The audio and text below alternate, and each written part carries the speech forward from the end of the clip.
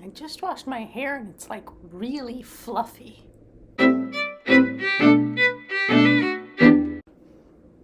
Hey, it's Em, and we'll just have to deal with the fluffy hair today because I'm too lazy to go flat iron it or do anything to tame it. We're just gonna go. I'm here today to do my best and worst reads of the year. So these are books that I read over the course of 2023. I'm reading one final book, but it is a reread, and I already know it's gonna be, if not a 5-star, it's gonna be up there, so we can talk a little bit about it too. But I'm gonna start with my best and move on to my worst. I know a lot of people like to start on the low end and end on a high, but I don't know, my brain doesn't arrange itself that way. So we're going to start with the 3 5-star reads that I had this year. One was the Thursday Murder Club, which is the first in the Thursday Murder Club series. That one was a happy surprise for me. I picked it up because I'd heard so much about the series and actually just really, really enjoyed that first book. It got me out of a really bad reading slump I'd been in, so it may have benefited a little bit from just that. If I had already been reading a lot of great books, maybe it wouldn't have been a 5-star read, and that is something to keep in mind whenever rating a book. The proximity bias, everything's relative, and it's all kind of based vaguely on things you've been reading and enjoying or not enjoying. These things come and go in cycles, and also I've noticed that over time with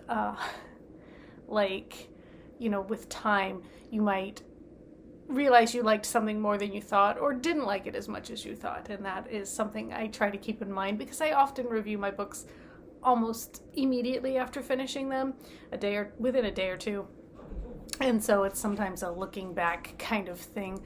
Apologies for noise around the house today too.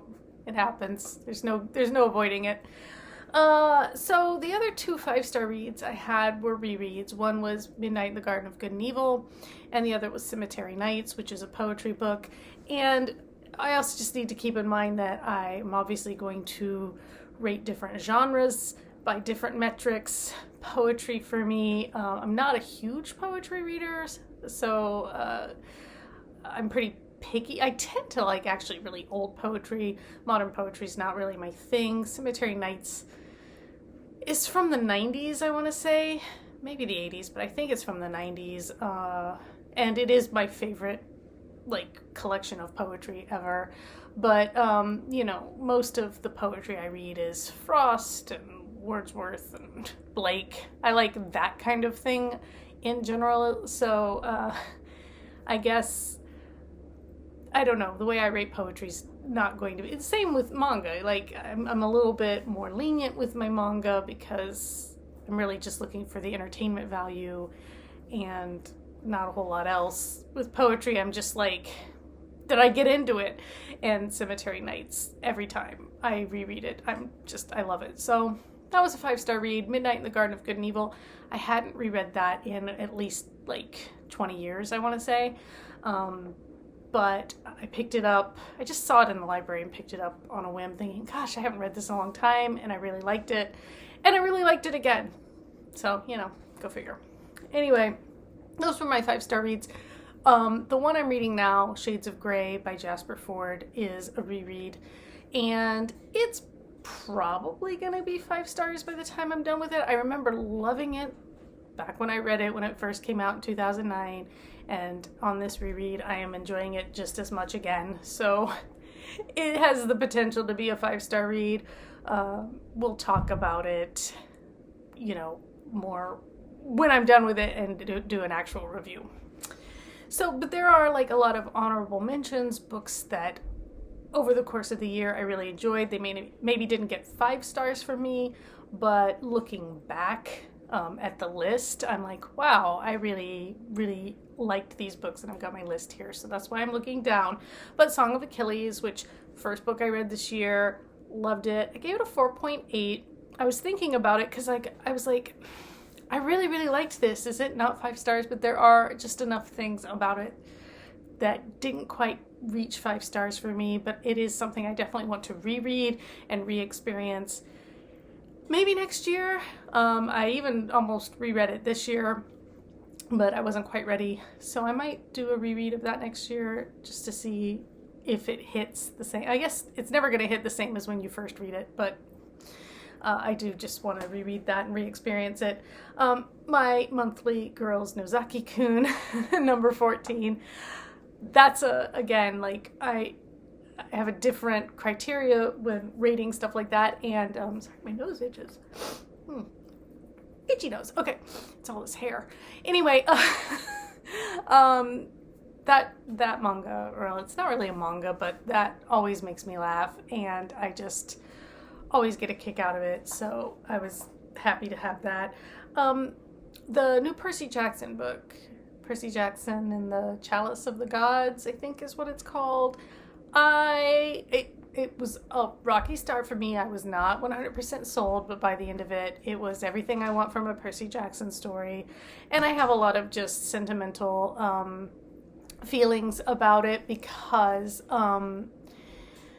like, I read those books aloud to my kids when they were little, and now Percy is a senior in high school, and my oldest is a senior in high school, and so, you know, he's grown up with Percy Jackson, so maybe there's a little bit of bias in me for that. Looking forward to trying the new series on Disney Plus and Hulu. I guess it's going to be on both platforms in the next few days, so we'll see how it goes, and we'll talk about it here, possibly. But yeah, so the Percy Jackson book, I enjoyed it. More than I expected to. It's a short read. It looks to be the first of probably a trilogy, if I'm understanding the setup, but I really enjoyed it. And then Heaven Official's Blessing, which is a translated novel from Chinese, first in a series. I really enjoyed that as well, and hope to finish that series at some point in the future. And then one book that, looking back at my list, I was like, oh yeah, I really enjoyed that, was Starseer by Katja Hernandez. It had some things about it that were a little bit, but overall, it remains like a good memory. Like, the book was good, I enjoyed it, and so it makes like my honorable mentions for the year. Now, we can all guess, like, my least favorite read of the year was, spoiler alert, you can go watch me rant about that on a whole video if you want, and The Dead Queen's Club, also not a great book, and then Brokeback Mountain, which I just really, it's, you know, it's more like a short story, but those were the worst of the year, and you heard me talk about them already. I'm not going to go more into them because what really we're going to focus on are the disappointments.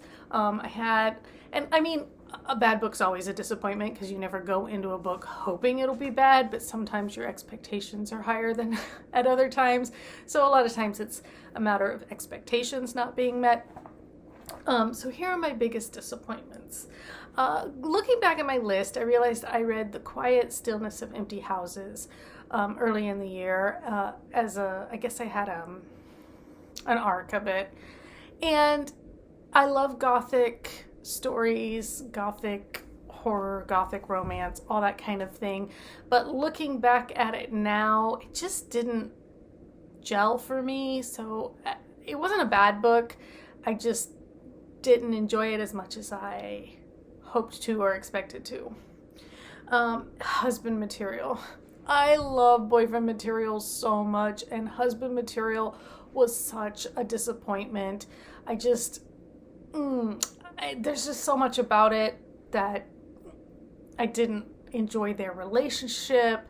The whole agendaizing of their, like, potential wedding was, I don't know. I mean, I get it. I get that it was tackling some real issues and stuff, perhaps, but at the same time, I don't know. It landed flat for me, and I wasn't a fan.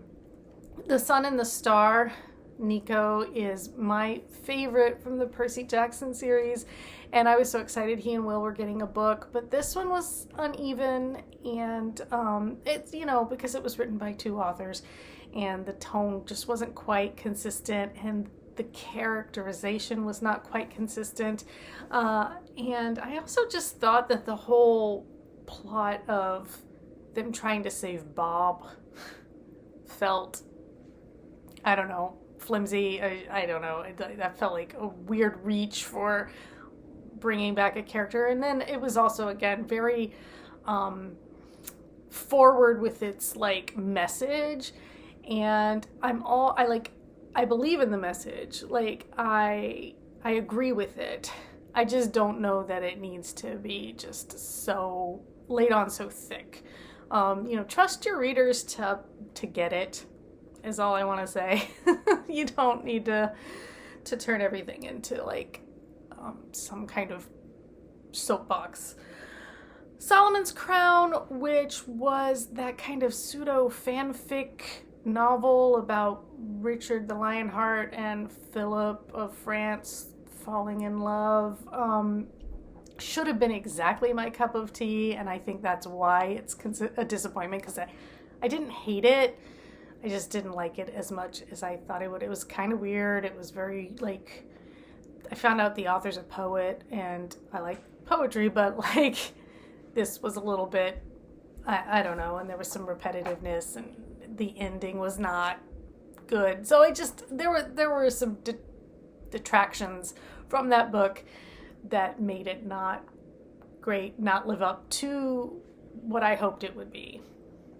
The Secret Lives of Country Gentlemen, same thing. Like, I love historical fiction. I love me some LGBTQ stuff, some cute banter or whatever. I have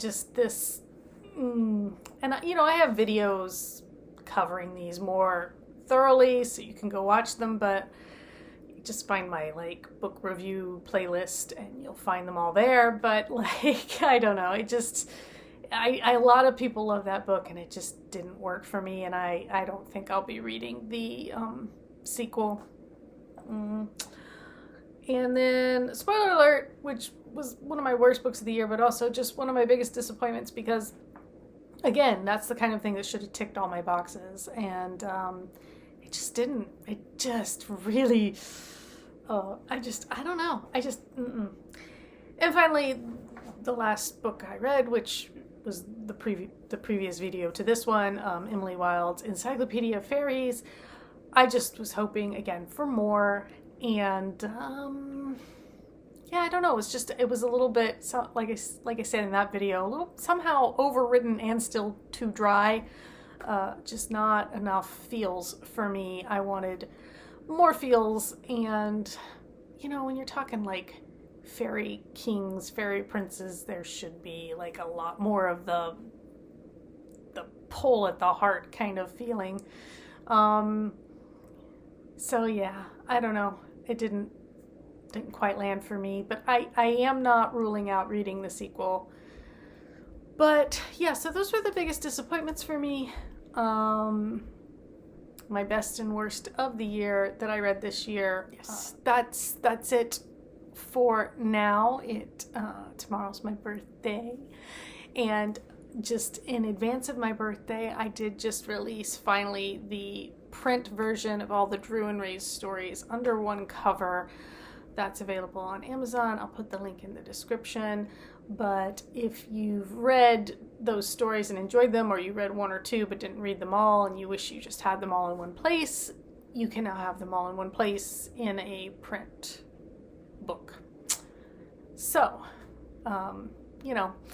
as birthday gift to me, like, subscribe, leave a comment, go buy, one of my books or something. I am one subscriber short of 150, so, I know that's not a lot. Like these channels that get thousands of subscribers, maybe, next year I can hope. I would hope to have like 500, but I'd be happy with 250 maybe. Maybe we can get there. I'm just going to keep doing my thing, though. I just do this for fun, honestly. And, it's fun for me. And hopefully it's fun for some of you. And until we have more fun next time, take care.